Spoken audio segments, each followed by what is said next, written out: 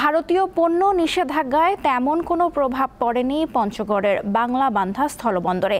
বাংলাবান্ধা দিয়ে রপ্তানি কার্যক্রম স্বাভাবিক আছে বলে জানিয়েছে বন্দর কর্তৃপক্ষ। ওয়ালটন বিএলডিসি ফ্যান খরচ বাঁচে 65% পর্যন্ত। ওয়ালটন বিএলডিসি ফ্যান ছড়ায় স্বস্তির সবুজ হাওয়া।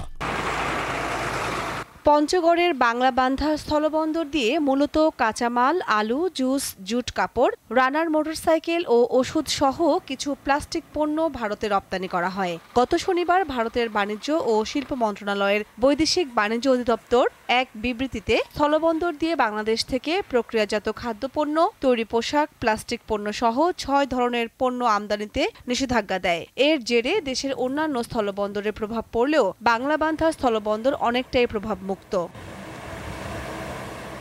প্লাস্টিক পণ্যের উপর নিষেধাজ্ঞা থাকায় তা বন্ধ থাকলেও জুট ও কাপড়ের রপ্তানিতে কোনো নিষেধাজ্ঞা না থাকায় এর রপ্তানি অব্যাহত আছে।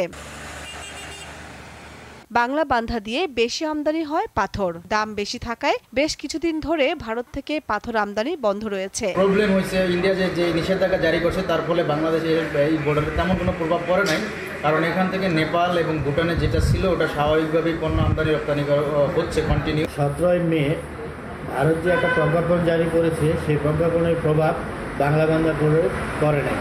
স্বাভাবিকভাবেই যে পণ্যগুলো আগে যেত সেগুলো এখন যাচ্ছে।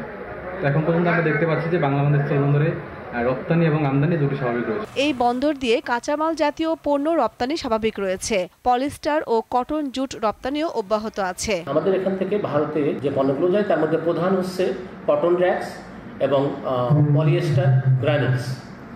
এই দুটি প্রোডাক্ট নিষেধাজ্ঞার পরও নিয়মিতভাবেই যাচ্ছে। যেমন গত পরশু দিনও 19 ট্রাক ভারতে রপ্তানি হয়েছে। তো বর্তমানে কিছুদিন হলো ইন্ডিয়ান পাথর আমদানি বন্ধ আছে। এটা ব্যবসায়ীদের মধ্যে রেট নিয়ে কিছু সমস্যা হয়েছে। তো এই ব্যাপারে আলাপ আলোচনা চলছে। আমরা আশা করছি 2-1 দিনের মধ্যে সমস্যার সমাধান হবে। তিনি জানান, বাংলাবান্ধা স্থলবন্দর দিয়ে নেপাল ও ভুটানের সঙ্গে আমদানি রপ্তানি কার্যক্রমও স্বাভাবিক রয়েছে।